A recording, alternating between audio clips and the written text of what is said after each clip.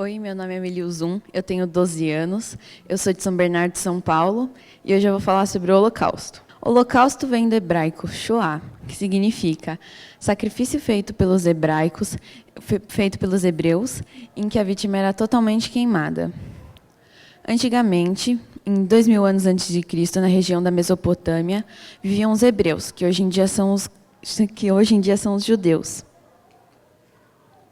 Segunda Guerra Mundial. A Segunda Guerra Mundial foi o evento mais violento da história. Ela durou 6 anos e um dia.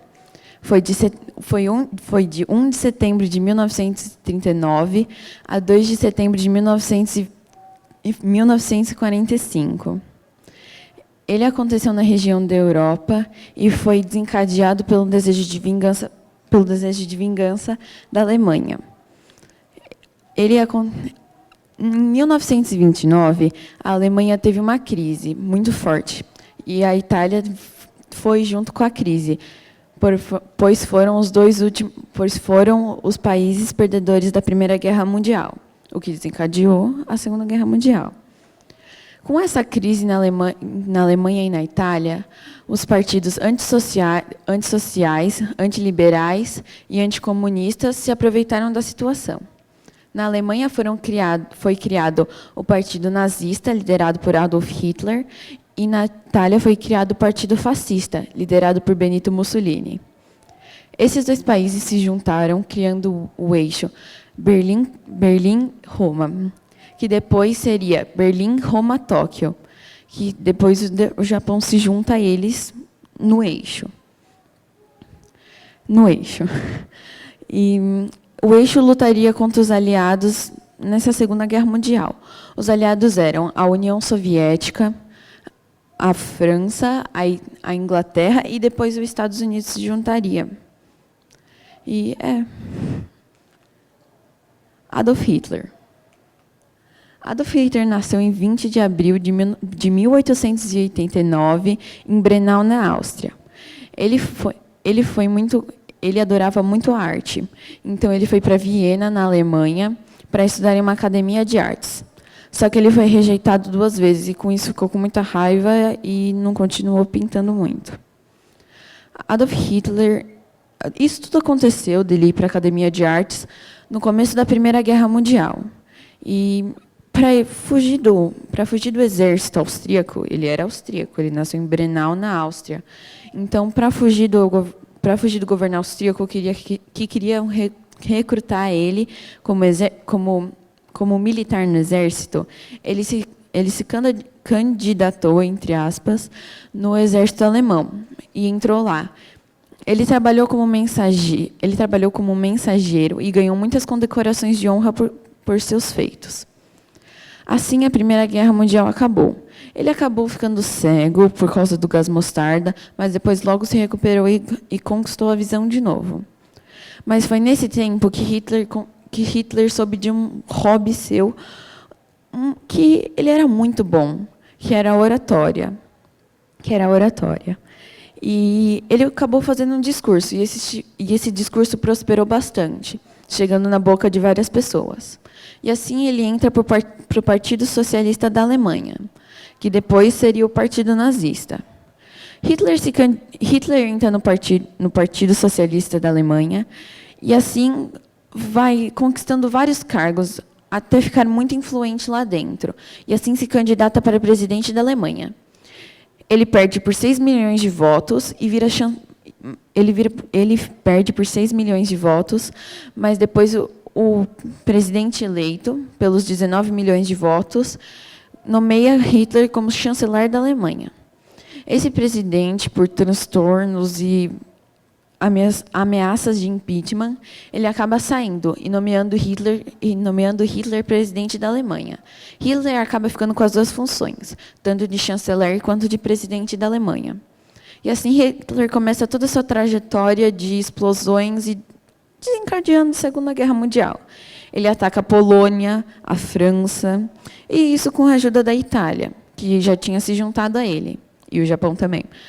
E aconteceu tudo e depois acabou acontecendo tudo o que aconteceu com a Segunda Guerra Mundial, de Hitler colocando várias bombas, avançando a cada vez mais, mas também recuando cada vez mais. Hitler morre em Berlim, na Alemanha, em um bunker junto com a sua mulher, em 5 de maio de 1845. Uma curiosidade é que ele acabou se suicidando um dia antes de morrer. E assim, Hitler morre com um tiro na testa e com a sua mulher envenenada em um bunker em Berlim. Aqui a gente tem uma foto de Benito Mussolini, líder do Partido Fascista, e aqui a gente tem Hirohito, que era o imperador do Japão naquela época. Os campos de concentração. De acordo com o dicionário, campo de concentração é um lugar cercado, dotado de vigilância policial ou militar, onde geralmente, em tempos de guerra, se encontram pessoas detidas, privadas de seus direitos, de suas liberdades, por motivos étnicos, ideológicos, políticos ou religiosos, como os judeus. Os campos eram classificados como de extermínio, trabalho, coleta, concentração, trânsito, prisão, agrupamento, internação e detenção da polícia. Eles eram localizados na Polônia, na Alemanha, na Noruega, na Itália, na Bélgica, nos Países Baixos, na Croácia, na Lituânia, na Estônia, nas Ilhas do Canal, na França, na Ucrânia, na Bielorrússia, na Áustria, na Letônia e na República Tcheca. Só iam para os campos de concentração as pessoas que eles consideravam que eram impuras. O que eram pessoas impuras? Os nazistas, eles implicavam muito com uma regra, vamos dizer, entre várias aspas, que eles eram os arianos. O que eram os arianos? Eram pessoas loiras, de olhos azuis, e que eram descendentes dos primeiros grupos que moraram na Alemanha, realmente os nativos de lá, que eles chamavam de arianos.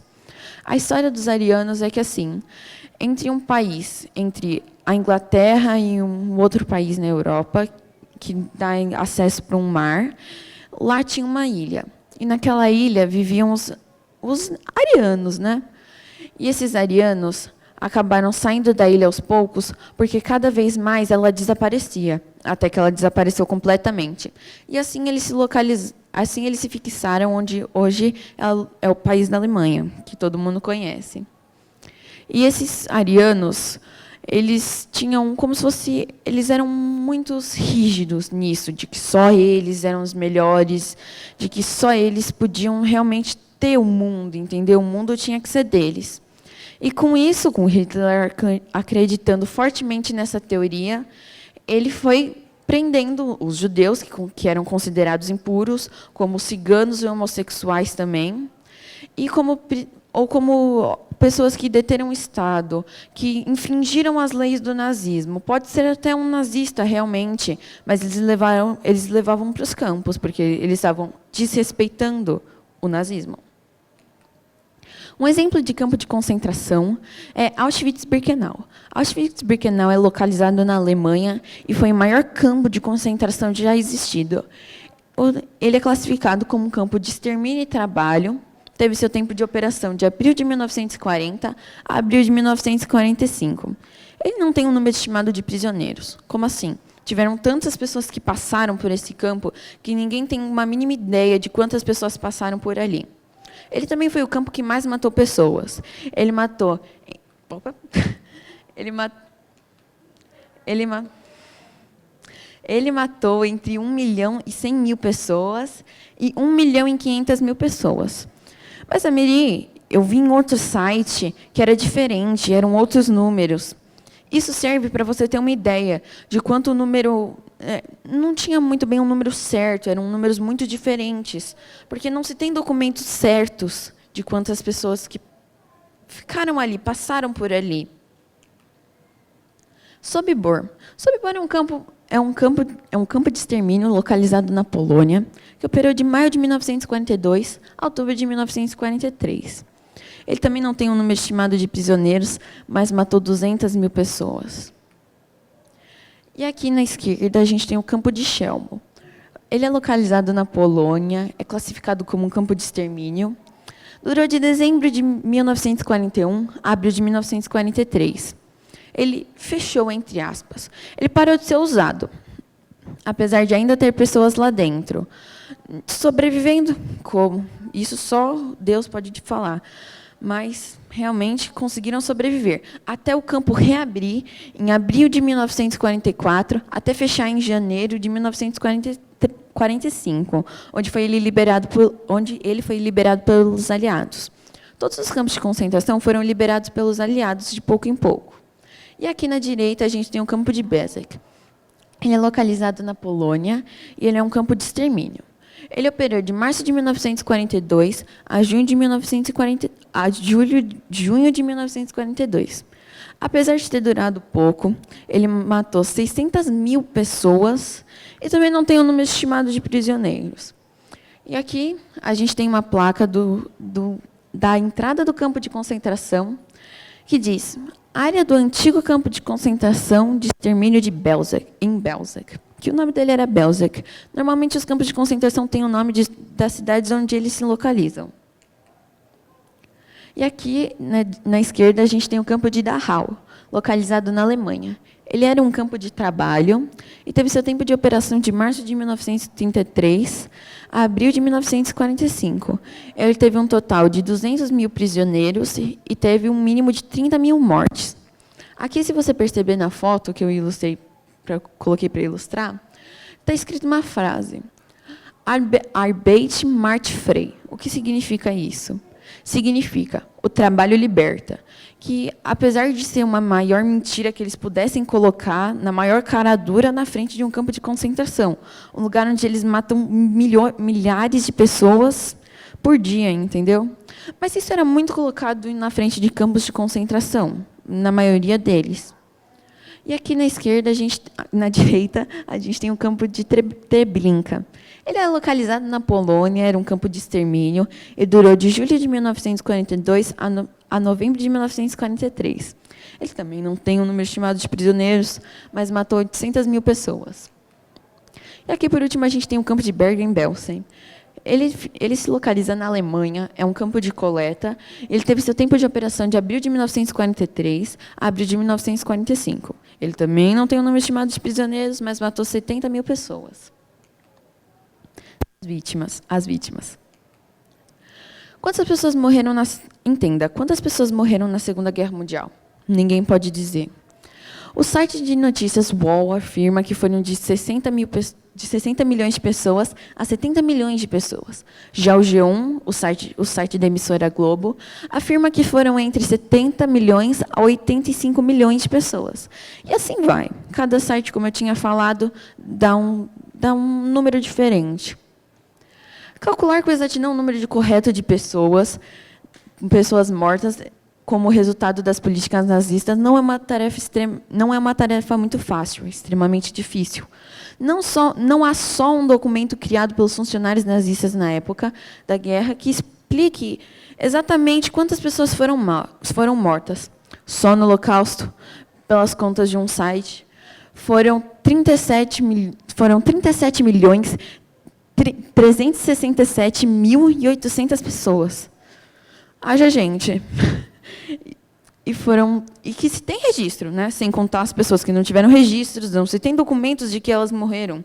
E possivelmente o corpo delas pode estar se degradando por aí até hoje. Anne Frank. Anneliese Mary Frank nasceu em 12 de julho de 1929 em Frankfurt, na Alemanha. Aos 3 anos, ela vai com a sua família para a Polônia. E assim passa a sua infância lá. Até que aos 13 anos teve que ir para um anexo secreto. Como assim um anexo secreto? O anexo, como eles chamavam no diário dela, era uma casa, vamos dizer entre aspas, que ficava anexada, por isso anexo, junto ao prédio de trabalho do seu pai. Ela teve que se esconder lá dentro por causa dos atos nazistas. E assim ficou lá por 2 anos. Ela ficou muito conhecida por causa das histórias de seu diário, onde ela contava como foi ficar 2 anos escondida com mais 4 pessoas, além de sua família. Sua mãe, Otto, seu pai Otto, sua mãe, Edith, sua irmã, Margot, ela, além dos Van Damme e Fritz Pfeffer. Fritz Pfeffer era um dentista que morava junto com eles. E os Van Damme eram August Van Damme, Peter Van Damme, seu filho, e Herman Van Damme, seu marido. E lá eles ficam por 2 anos. Alguns funcionários de Otto, de confiança dele, que trabalhavam no prédio de trabalho, que ajudavam eles nesses 2 anos, levando comida, porque uma hora a comida vai acabar. Eram o Sr. Krugler, Sr. Kleiman, Mip Geis, Bip Vosgruvel e Jan Geis. Após passar por Auschwitz, pegar tifo e ser deportada para outro campo, o campo de Bergen-Belsen, aquele que eu falei por último, ela acaba pegando tifo. Em Bergen-Belsen, em fevereiro de 1945, morre de febre por conta do tifo. O que é o tifo? Tifo é como se fosse um piolho que você pega no corpo e que ele vai te picando e até é fatal, é bem pior do que piolho, carrapato ou bichos desse tipo. Aqui a gente tem uma foto da família Frank. Aqui tem Margot, Otto, Annie e Edith. Na próxima foto nós temos Hermann, Peter e August Van Damme. E aqui o dentista Fritz Pfeffer. Aqui a gente tem a foto dos funcionários que ajudaram eles nesses 2 anos. Aqui a gente tem Johannes Kleiman, o Sr. Kleiman, Victor Krugler, que era o Sr. Krugler, Bip Vosgruvgil, que era quem ajudou, a Bip. Aqui a gente tem Jan Geis e Mip Geis, os sobreviventes. Apesar de terem muitos mortos na Segunda Guerra Mundial, tiveram muitos sobreviventes. Muitos vivem no Brasil, na França, e foram também para a região perto da Síria. Apesar de tudo, eu ainda creio na bondade humana. Obrigada.